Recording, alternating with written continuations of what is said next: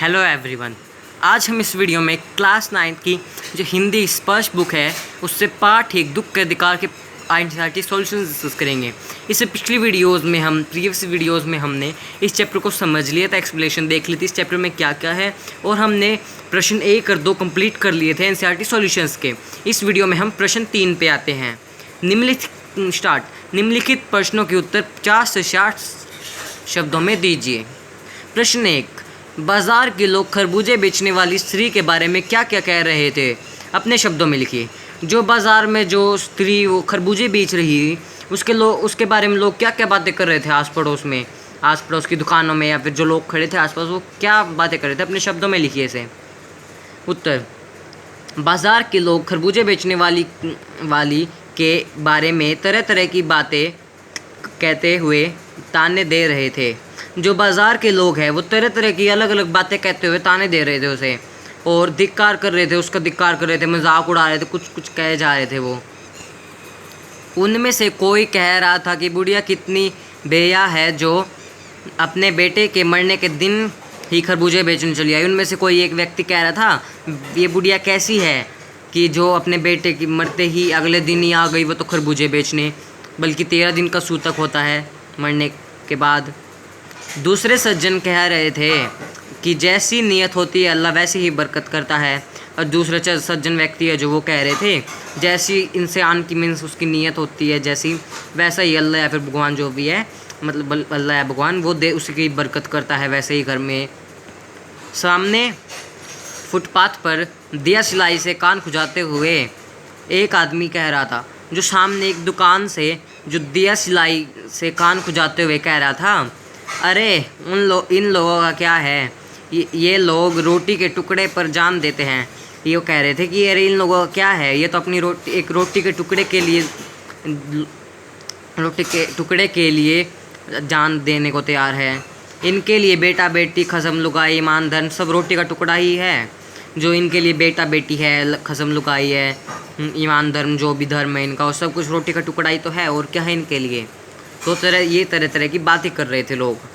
Next question, प्रश्न 2, पास पड़ोस की दुकानों से पूछने पर लेखक को क्या पता चलता है?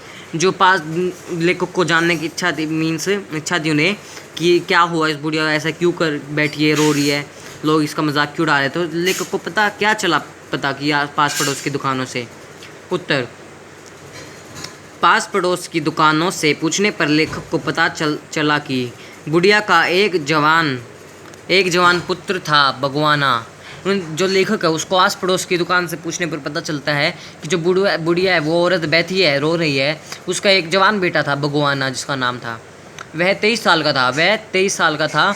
वह शहर के पास 1.5 बीघा ज़मीन पर सब्जियां उगाकर बेचा करता था।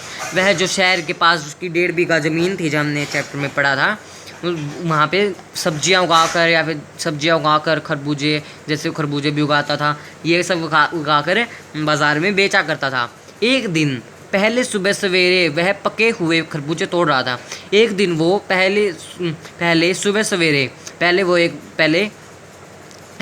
सुबह सवेरे पके हुए खरबूजे तोड़ रहा था कि उसका पैर एक सांप पर पड़ गया। उसका पैर तभी अचानक सांप पर पड़ गया। सांप ने उसे डस लिया जिससे उसकी मौत हो गई। और जो सांप पे पैर पड़ने के बाद उसको डस लिया और उसका विष सारा शरीर के अंदर चला गया, उसका जहर, और उसकी मृत्यु हो गई वहीं। उसके मरने के बाद घर का गुजारा करने वाला कोई नहीं था, और जो वो ही घर का निर्वाह करता था, सब कुछ चलाता था घर को, एक खरबूजे बेचता था।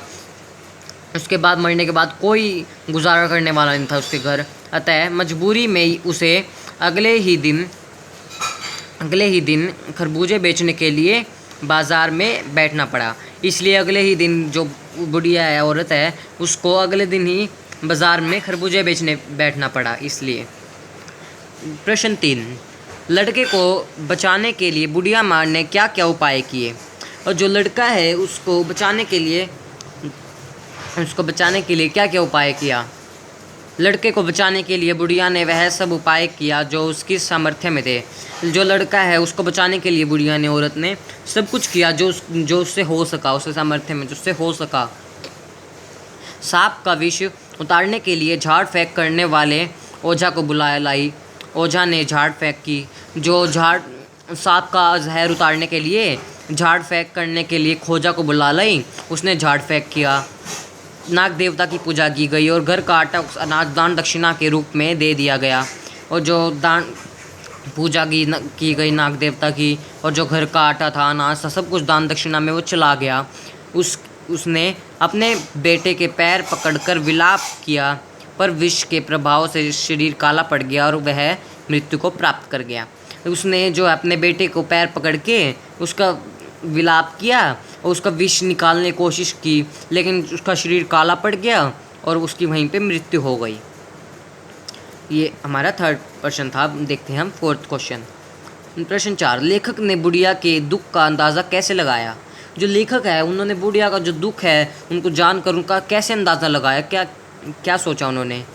उत्तर 4, लेखक ने बुढ़िया के दुख का अंदाज़ा लगाने के लिए अपने पड़ोस में रहने वाली सम्भ्रात महिला को याद किया।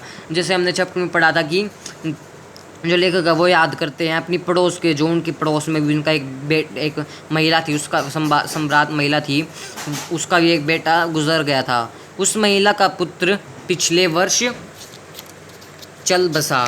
जो उस महिला का पुत्र है वो पिछले वर्ष चल बसा में मृत्यु हो गई। तब वह महिला 2.5 मास तक पलंग पर पड़ी रही थी।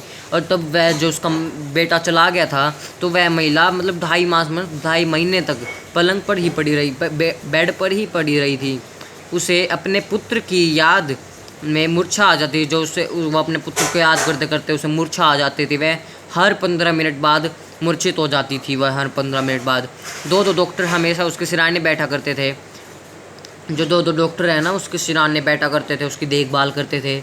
उसके माथे पर हमेशा बर्फ़ की पट्टी रखी रहती थी। जो उसको बुखार चढ़ता रहता था तो उसके माथे पर पट्टी रखी रहती थी हमेशा। पुत्र शोक मनाने के सिवाय उसे कोई होश हवास नहीं था, न ही कोई जिम्मेवारी थी। और जो पुत्र होश मनाने मीन्स पुत्र का शोक मनाने के लिए जो मृत्यु हो गई थी, उसके अलावा कोई उसे होश हवास नहीं था, कोई और होश ही नहीं था उसे बिल्कुल भी।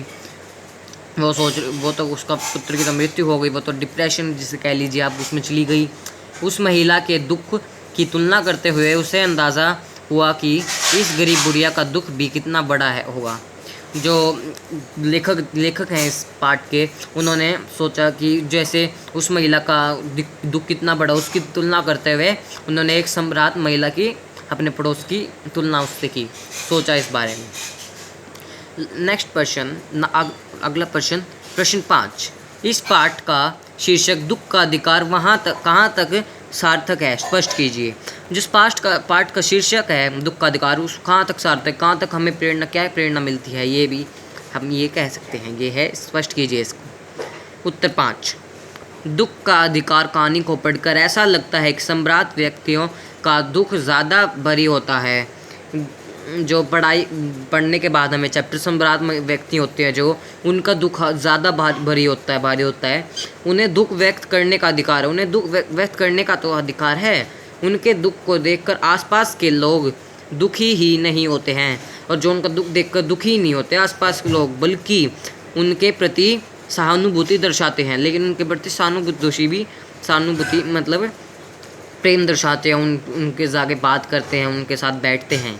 मतलब ठीक उसी प्रकार के दुख से जब कोई गरीब दुखी होता है, ठीक उसी प्रकार से जैसे हमने पाठ में पढ़ा, चैप्टर में पढ़ा कि वो गरीब महिला रो रही थी, वो उसी तरह वो गरीब दुखी होता है तो लोग उसका पास ही नहीं उड़ाते हैं, बल्कि उससे घृणा भी प्रकट करते हैं। लेकिन जो गरीब लोग हैं उससे तो लोग उसका मजाक भी उड़ाते हैं, और उससे मतलब मजाक उड़ाते हैं, उसकी अच्छाई करने के बजाय, उसके साथ बैठने के बजाय मजाक उड़ाते हैं, बल्कि उससे घृणा भी प्रकट